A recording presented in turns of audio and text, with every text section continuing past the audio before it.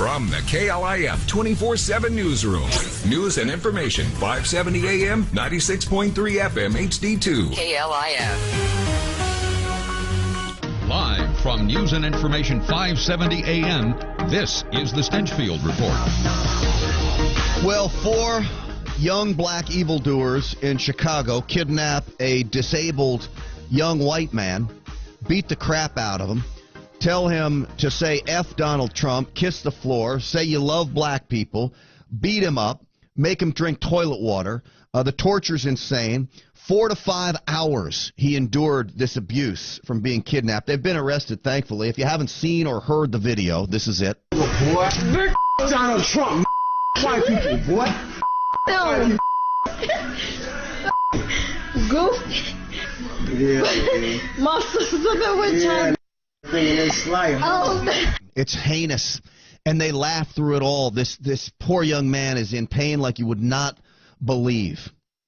How does something like this happen? And now we call it a hate crime. They've been charged with a hate crime. I have my questions about hate crimes in general as well, but I want to bring in Dr. Alex Del Carmen. He heads the School of Criminology at Tarleton State University in Fort Worth. Dr. Del Carmen, thanks so much for coming on again. Thanks for having me, Grant. First off, you've been studying things like this and been around law enforcement a long time. Well, what's your reaction when you just watch this video?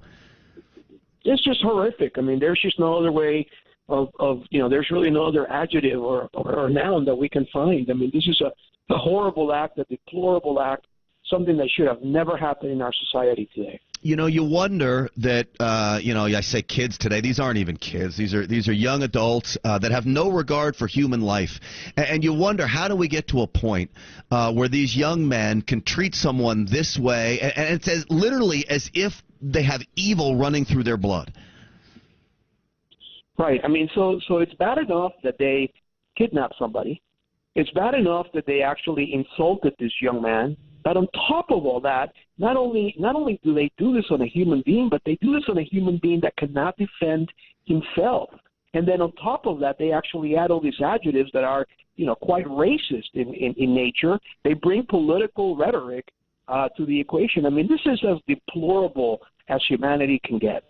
And then I guess, sadly, it's no surprise that this happens in Chicago. Lawlessness has taken over the streets in that city. Police seem to have their hands tied, whether it's the police decision or whether it's city leaders' decision to do away with any form of proactive policing. We see the result that's happened there. Do you put this on Chicago and the lawlessness that's been going on in that city? It certainly says a lot about the level of tolerance and lack thereof that people have in Chicago. And I don't think Chicago is the only city in the U.S., but clearly in the past few years, the number of homicides, the level of violence that Chicago has experienced, it's really alarming. And what worries me, quite frankly, Grant, it's not necessarily what's happened in the past year, but what's going to happen in the years to come if they don't really get a handle on this crime. And so and these are the crimes that we actually know about. Imagine those crimes that are taking place every day in Chicago that we have not even heard about at this point. Yeah. We're talking with Dr. Alex Del Carmen. He's the head of the School of Criminology at Tarleton State University right here in Fort Worth.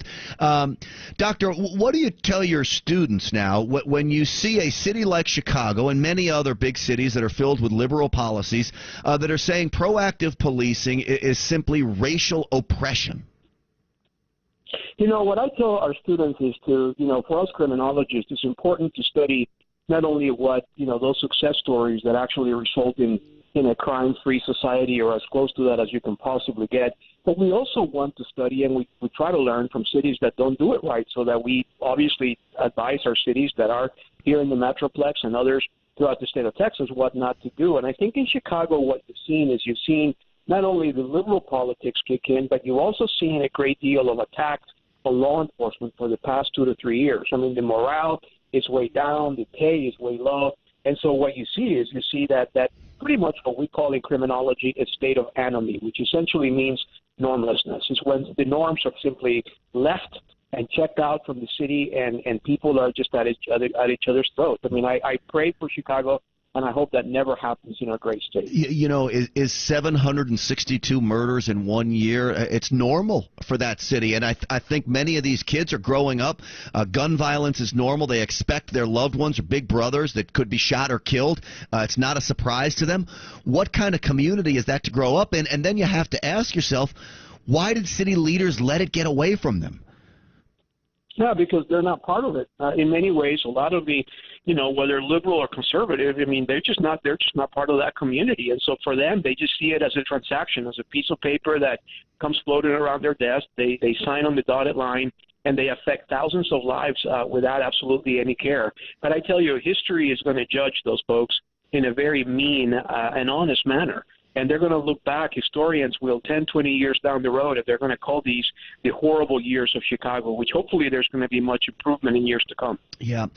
Going back to this Facebook Live video where these four, I think they're all black, kidnap a white, disabled young man, beat, torture him, yell things at him, make him say F Trump, F you Trump, and all these things. They politicize it. I guess they have now been charged with a hate crime. And though certainly I believe hate was involved with this, I have mixed emotions about hate crimes and the charge of hate crime. What do you think about it being labeled a hate crime? Well, I mean, I think all the signs of what we can see, it depicts a hate crime. There is not only the intent of causing someone harm based on a particular race or what appears to be, in this case, a racial issue, but also the fact that they actually carried it through. And on top of that is someone who is mentally ill. So there are different layers from a legal perspective that this case can be prosecuted effectively.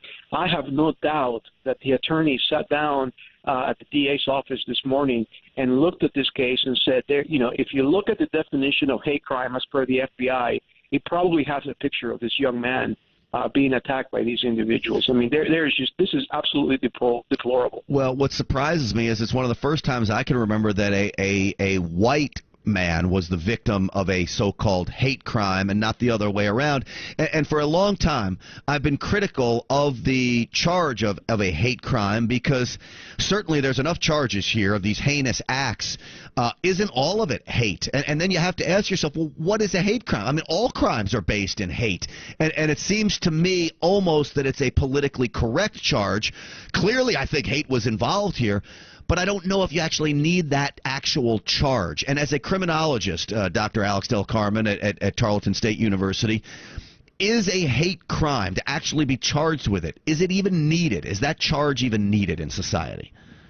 I mean, I actually think so. And the reason for that is because although you're right in the sense that many of the violent crimes do carry a great deal of hatred, not all crimes do carry hatred. Some of them are just simply business transactions, so there's no hatred involved. But when it comes to an actual, a crime where hatred is involved and all the other aspects of it, the racial component is important. And I've said this for years to minorities as well as non-minority members of the law enforcement community. All laws and all, as it pertains to racism, apply equally. And in this case, you're right. It is not usual for a victim to be Caucasian in this particular case where a hate crime would rise up to this level. But at the same time, it is absolutely applicable, just like it would have been applicable to an African-American had the roles have been reversed. And so at the end of the day, the law applies to everyone equally. That's the way it should be carried out. Yeah. I wonder in some respects, is it just a case of adding one more charge to be thrown at these people, and they deserve the book thrown at them? And I hope when the judge sentences these kids that they do not run these sentences concurrent. I think there's up to 24 charges that could be filed. Every act of violence against this poor young man could be a separate charge. Is that correct? That is correct. And at the end of the day, what many prosecutors do on a daily basis is they pretty much throw the book at some of these cases, and then they hope that some of them will stick and they simply, come up with a plea bargaining. I don't see that happening in this case. I see this case being carried through because it has caught so much media attention in the past 24 hours that I really see Chicago seizing the opportunity to be able to show that the criminal justice system is alive and well in Chicago. We'll have to see, but I really doubt that this case is going to be settled outside of court. Well, I hope you're right. Sadly, though, Chicago has not just liberal leaders, but they have liberal judges in place, too, that are often very lenient on the criminals. Part of Chicago's problem is this revolving door policy. They're tougher on law-abiding citizens when it comes to owning guns to protect themselves than they are on criminals who use them illegally.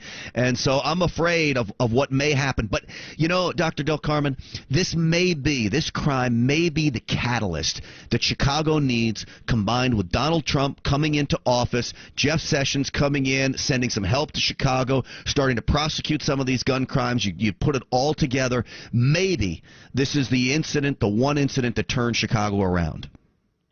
And it may very well be, but at the same time, you know, you have to remember that at the end of the day, you can have federal intervention, you can have the Justice Department at your doorstep, and those things do help. But at the end of the day, if the community does not want to change, it will not change. This is a matter of cultural changes in the city of Chicago, not only from the top down, but from the bottom up. And people have to want to demand from their leaders to change the dynamic of what has become their reality every day. Yeah, for some reason, the leaders in Chicago tiptoe around these gang members. I do not understand it, because I do believe the law-abiding citizens, black, white, and Hispanic, feel like they are under siege and in a war zone, and I believe that they feel like there's no help whatsoever, and it's a sad state for Chicago. It really is, and at the end of the day, people are the ones that pay the price for this. It is their blood, it is their neighbors, their sons, their daughters, the ones that are dying in the streets of Chicago. And so unless they demand for politicians to change, this will never change. Yeah, I think you're right. Hey, Dr. Alex Del Carmen, head of the School of Criminology at Tarleton State University right here in Fort Worth. I'm so grateful you came on the show. Great insight, as always. Again, thank you, sir. Thanks for having me, Grant. All right, you got it. I'm Grant Stinchfield. This is the Stinchfield Report on 570 KLIF.